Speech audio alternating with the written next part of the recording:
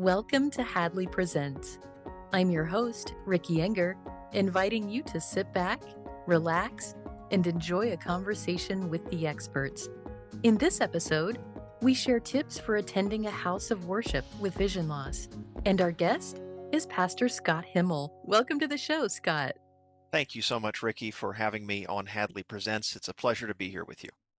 Well, we are delighted that you could join us. We choose these topics not just by sitting around and thinking about, what should we talk about, but actually by hearing from people, hearing from our listeners and what's important to them. And this topic is one that has come up quite a bit. So I'm again delighted that you could be here and just share some tips with us. So, before we get into the practical aspects and some logistics to consider, why don't we start by just having you tell us a bit about yourself, who you are, what you do, kind of what your background is, that kind of thing. Sure. So I'm senior pastor of North Shore United Methodist Church, located in Glencoe, Illinois, just north of Chicago. We're a welcoming, inclusive, and service-oriented congregation. And if you're in the area, we'd love for you to visit us anytime. And I also have low vision, and it's a result of my albinism, which I've had since birth. And I think it's helpful just to offer some examples of what I do see and don't see. So I'm right on the edge of legal blindness, and I have good peripheral vision. I can see everything anyone else can see, but it's low resolution. So I just went on a fishing trip and I can see where to cast, see the fish, but like the line and some of the finer details are really hard for me. I can play basketball, but shorter passes are better for me. A long pass, I might miss the basketball. So that kind of just gives you a rough sense of what I see. And my remarks today are going to emerge from my lived experience of a person with low vision. And I'm hoping that will help, in particular, a person who also has low vision and how to remain active in the life of her or his faith community. Some of my tips may help someone with total blindness, some may not, and I'll try to bear that in mind as I'm speaking, but I think primarily it will be for those with low vision. Perfect. Thank you for kind of setting that expectation that helps. So I know that even before we get into talking about, the service itself and how to navigate that, one of the biggest problems that people tend to have is how do I even get there? Especially if I don't know anyone yet and I'm looking for a new faith community to belong to. Maybe I've just moved or, for any number of reasons, people may find themselves in that situation where they're struggling to even get to a service. So, are there ways that people can approach this and get that consistent transportation to just get there and get back home? Absolutely, and there are several options for a person to consider. And I'd just like to first mention that, you know, this is a tough issue, is to have transportation struggles, and I have a lot of empathy for it because I've gone through it, and I don't drive, and there are days you just say, "Man, if I just had a car," you know. But naming that and that emotional struggle, then I think as a person with any disability in life, it's necessary to say, okay, that's true. I don't have a car, and there are actually several options at my disposal that I have to consider in order to overcome this challenge that is in front of me. And I think you'll see that as we just list these. So the first would be, the ideal is if you have a family member or someone who lives in your household who also belongs to the faith community, and you can ride with her or him. But let's assume that's not the case. And that's where I think it gets more complicated. So, kind of going in order of what I would just imagine at a broad level that would be easy, and then getting to the more complicated. So, carpooling with another church member is another great option. And if you go down that route, I would consider lining up two or three people, because somebody travels, if it's one person and they're gone, then your whole system doesn't work for that week. And it could be a really important Sunday that you want to be there, or they can get sick. So having a few people, it's like your bench. You've got your people you can call on.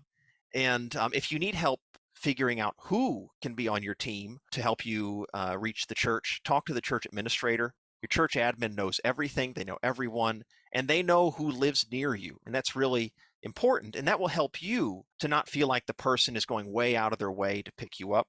Some people, by the way, don't care if they have to go out of your way, especially if they know you and have a relationship. But it's still, even so, it helps you feel good if you know they're in your neighborhood and it's no big deal for them to pick you up. Larger churches may have a church van, and that's a great option if that exists. And smaller churches probably don't have that available. If we've exhausted those options, and again, think of it like these are all options. And so maybe something falls through and you have to go to a different option. So another can be public transit. I wouldn't discount that depending on where you live. And bear in mind that your city may offer discounted prices on a annual public transit fare. So that's something just to remember.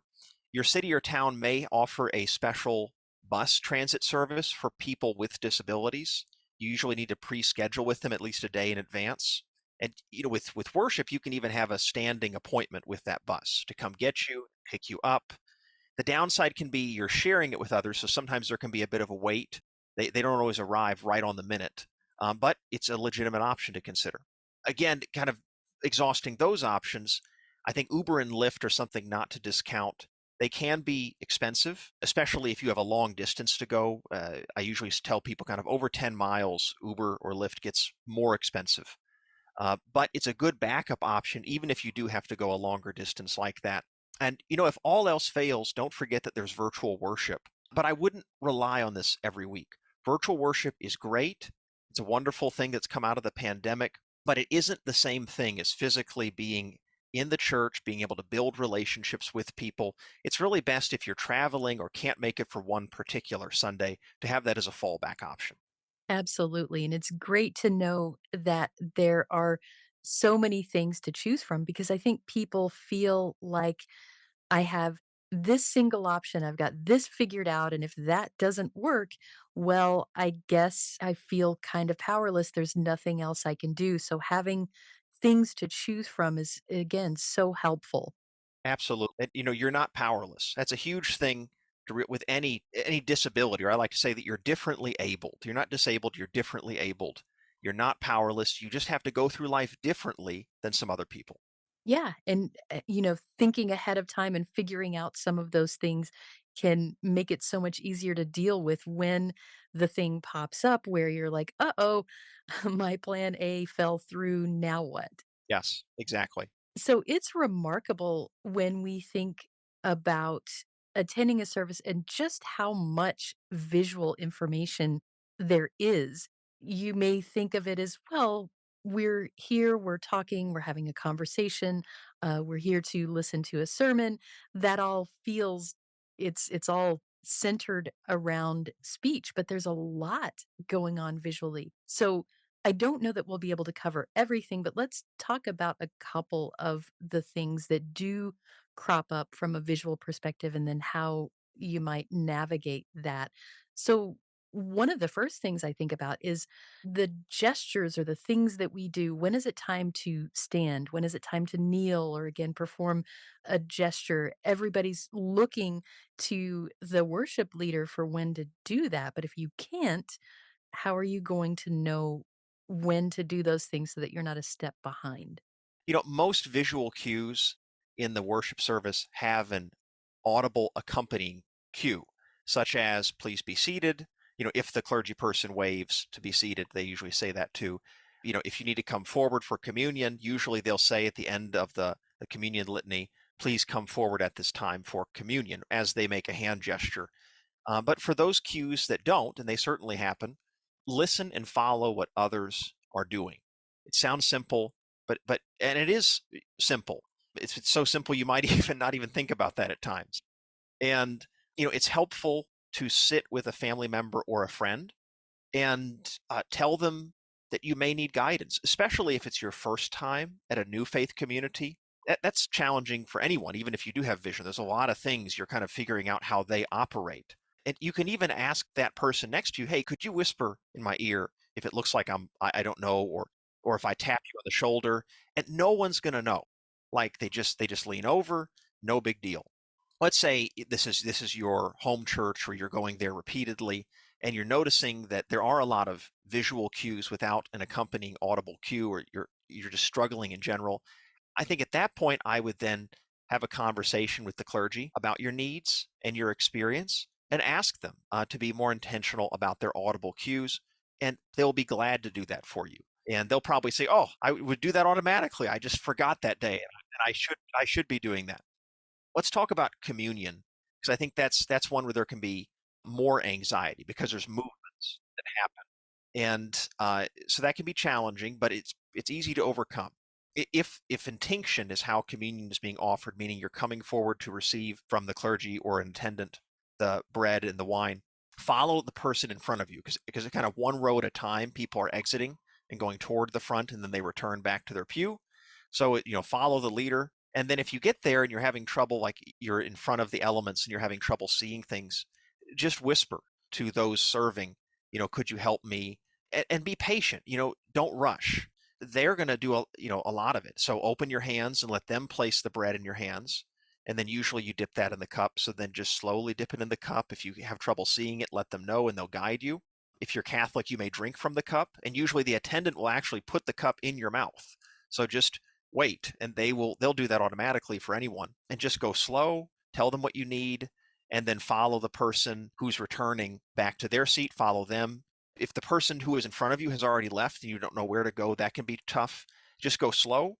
Try to remember generally where you were. And again, if you've told the people you're sitting with you may need help, they'll wave at you or they'll whisper to you and tell you where they are so you can be seated there next to them. Great tips. Thank you. What about not just kind of how to navigate in an unfamiliar place or figuring out when to stand up, sit down, all of that. There is so much printed material to think about. So there's the hymnals during the service, the bulletins that come out, and even projectors now with, slides and things to follow along with during the service. What are some ways that people can deal with that and get that information that's so essential in a way that's actually accessible to them? Sure. So I think at a high level, it's important to think when you have low vision that I need to prep before I go somewhere. And the more components that need to be considered, the more you may need to prep. Then if it's a recurring thing, it gets easier to prep because you know what you need over time. So think about what you need at usually a few days before something like a worship service, especially if it's your first time going there. Make a list of what you need. I like to say that any person with low vision needs to have a low vision toolkit that then is, and maybe it's even something like it's your set of tools, your things that you generally take with you somewhere. You can always edit the toolkit as you need to, and maybe it's even physical objects that you keep in a bag, and it's a literal bag you take with you somewhere. It may even be helpful to put a reminder in your phone, like on a Friday morning, to prep for Sunday worship. And we'll get into some of the specific things now of what you need to prep. So let's think about first the bulletin. And I suggest talking with the church administrator to see if he or she can send you a Word version of the bulletin or liturgy prior to Sunday. Usually that's a church has that completed by Thursday afternoon, a lot of times or Friday morning. So there is a timing of the week when they'll have that for you. They're probably not going to have it on Monday. A PDF can work, but a Word document is ideal because you're probably in the worship service going to be viewing that Word document on a tablet of some kind. I would say it's better than a phone. A tablet, you can enlarge things much bigger than you can with a phone, although a phone can work depending on your vision. But the Word mobile app is really good because it has something called scaling in its mobile view. You can either view a document in Word in print view or mobile view. It's a button you hit. And in mobile view, you can scale a Word document really big. And what's nice with scaling is that it formats it where everything fits on the screen. You don't have to go back and forth on every line. It makes it much easier to view. And the Word app on iOS and Android is free for viewing documents. So you can pay for it if you want to edit them. And Hadley is glad to help you to learn how to do this if you're unfamiliar with anything. And but let's say you don't have your tablet, you don't have a digital version of the bulletin. All is not lost. With a printed bulletin, there are solutions. That's where you want to have a digital magnifier at the ready. The iPhone or Android magnifier is fantastic. And it's replaced for me the need to carry a physical digital magnifier with me. But there can be benefits to a physical digital magnifier. These are a device that all it does, it has a camera and it lets you enlarge things. So it's up to you, to see what works best for you. But I wouldn't discount using the phone magnifier apps first and see if those work for you. You can even use them at distance and enlarge things within some degree of distance, so they kind of serve a function as a monocular as well. And again, Hadley can help train you with these items and how to use them. I think the projector is another item that for someone with low vision to consider of how to interact throughout the service. And some churches put everything on the projector. A lot have moved to that and away from bulletins, but there are many solutions here as well. So again, I would ask the church administrator to send you the slides for the PowerPoint before Sunday, and then view that on your tablet or phone. And you're probably going to load them into the PowerPoint app, which is great and very easy to use. Or they could send you PDFs of the slides, and you could use a PDF viewer app. Usually, iOS and Android have them just built in into the operating system. But let's say, again, you don't have the digital version to view on your tablet or phone. That's when I would use a monocular and a handheld device. The ideal, just for ease of use for like an hour-long service, is to have a monocular mounted to your glasses, but usually those only go up to about 3x in power. That may not be enough for you. The handhelds can go up to about 8x or 10x, and so you may need to use a handheld one. You really don't need to keep it to your eye the whole time throughout the service. If you're using a handheld, you just need to read it for a time, put it down, and that's very doable. On Amazon, there's a lot of very affordable handheld monoculars that have come onto the market. These used to be very expensive, but I've recently bought some inexpensive ones, and they're great. They're actually just as good as the expensive ones I used to have to buy years ago. And again, Hadley is a wonderful resource. They can help you, advise you on these tools if you need them, or talk to your low vision doctor. And they very well may have at their facility all of these items for you to experiment with, and they can advise you what power you may need for your vision. Exactly, and just helping to build that toolbox, as you say. You got it. Exactly. So outside the service itself, there are many, many activities. And, why would you not want to be a part of those things just because you're experiencing vision loss? Maybe you want to be in the choir. Maybe you want to attend the Bible study. You want to be participating equally in those things, but there might be some things that you have to think through. Are there ways that people can prepare so that they can fully participate in those, I guess, extra things that are so important, just even beyond the service? Sure. Well, for the choir, I sing in the choir, and I would say you need to have the hymns scanned and use them on a tablet to see them. And I have another person in our choir who has low vision, and he does the same thing.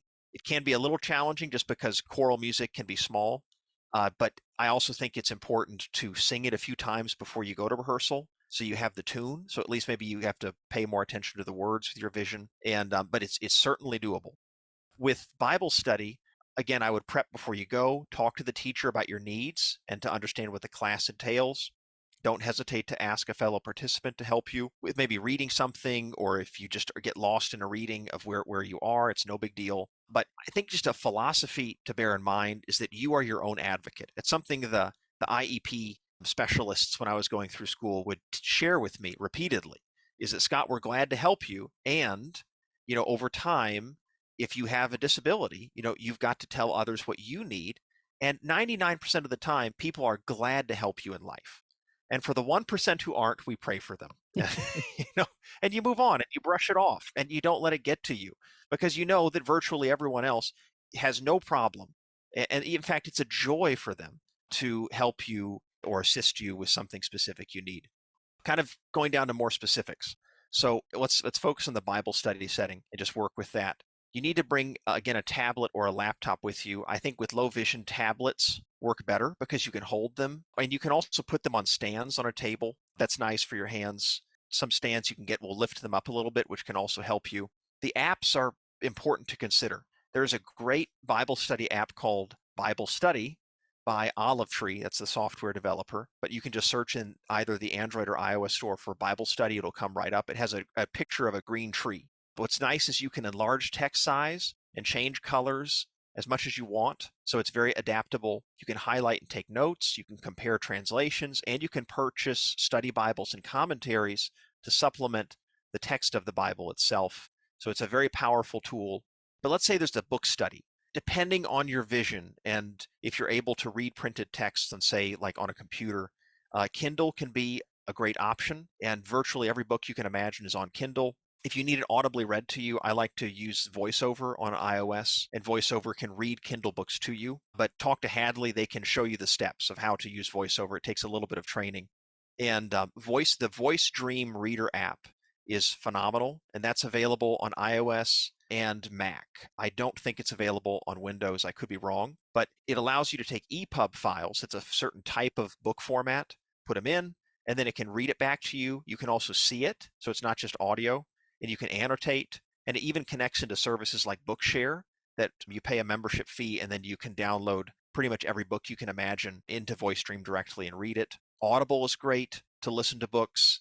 And then for handouts in class, just ask for PDF files from the teacher or Word files beforehand. Or again, we go back to the digital magnifier solution if it's in print.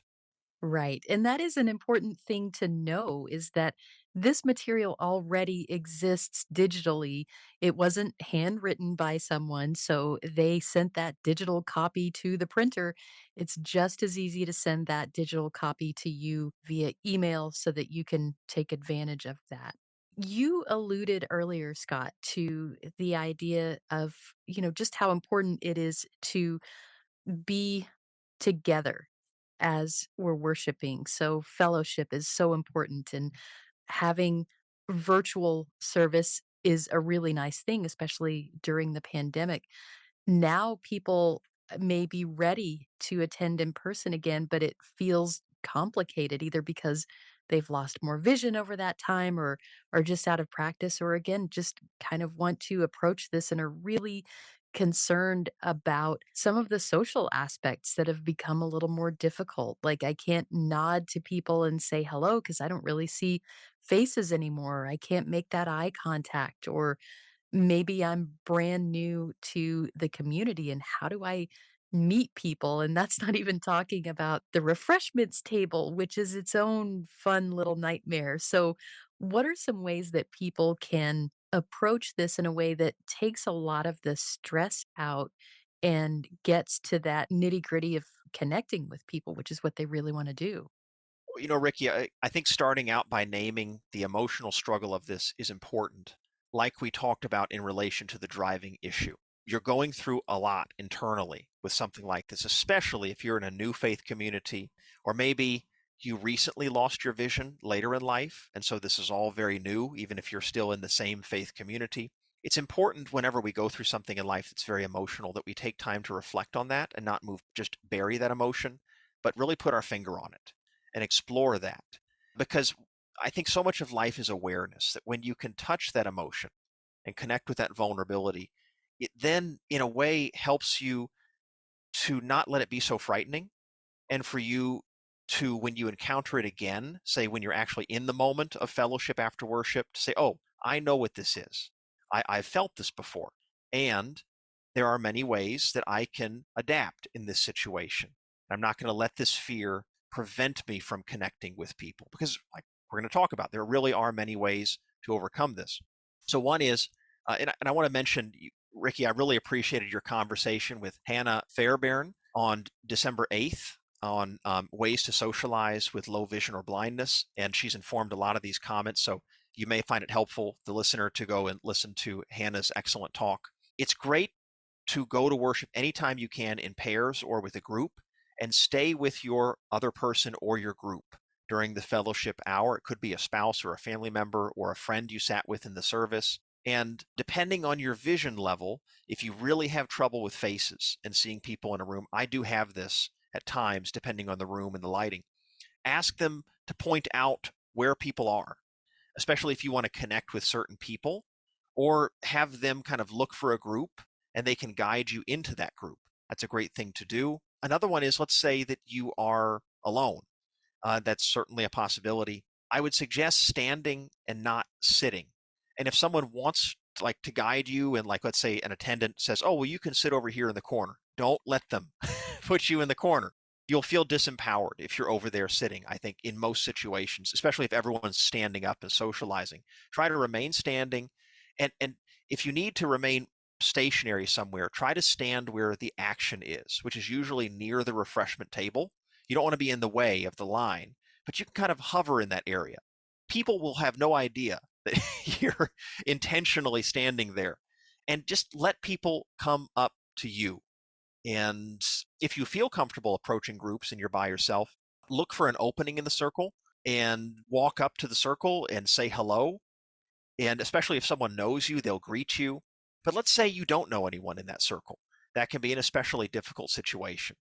A line that I will say when I walk up to a new group and I don't know people sometimes, or maybe I know one person there, but I've forgotten their name or I can't see them clearly, is I'll just say to the group, "Hey, I have low vision. Could you help me with your names?" And that really is a relevant line to say, especially in a church situation, because many times people have name tags on and they think they don't need to tell you their name because they have their name tag. So if they, and I've had people say that, well, I have a name tag on. I say, well, name tags don't work for me. I'm sorry. And then they're like, oh, okay. Again, it's like this thing. They just don't know you have low vision. And once they know that, they're very empathetic and glad to help. And they say, oh, well, my name is Jim. And then you share. And you can even do that if you've met them 10 times in a row. I'll say that. That's like the ultimate card. If you forget someone's name, I have low vision. I have trouble seeing. Can you help me? Oh, and then they'll usually over time in a community, they know and they'll come up to you and they'll say, oh, hey, Scott, it's Lisa. Oh, great to see you, Lisa. Because ideally in a church community, we should be a people of compassion and sensitivity. And so people are thinking in that frame and they want to be helpful. Another topic to consider is the refreshment table. So here, just speaking briefly, high level, ask your family member or friend if you need it for them to serve you a plate. But let's say you don't want someone to do that for you. I don't like doing that personally. So I go and I serve myself a plate. But there are times you have no idea what food is on that table. And you know what? A lot of other people don't know what that thing is either half the time, especially casseroles. What is in that casserole? So you can kind of make it a joke. Do you know what that is? Like just say it like that. Oh, that has chicken in it. Because sometimes they put little itsy bitsy signs in front of it or nothing. So there's a way you can kind of joke with people and they have no idea that you're even trying to assess because of vision reasons what it is. And just take your time, let someone know if you need help. But again, you need to be your own advocate. If you need help, ask someone and people are glad to help you. Perfect. Those are some really great practical solutions to problems that I think can feel insurmountable, at least initially, when you're trying to navigate your way through this. So it's been so helpful just to go through those things and again, really get some perspective on it may feel difficult initially, but there are ways through it. And I think that's what people need sometimes is just to know that this feels overwhelming, but it's not impossible. Scott, I want to thank you so much for stopping by and again, just sharing your experiences, both as a pastor and as a person with low vision. It helps to have both those perspectives. Any final thoughts that you have before we wrap things up?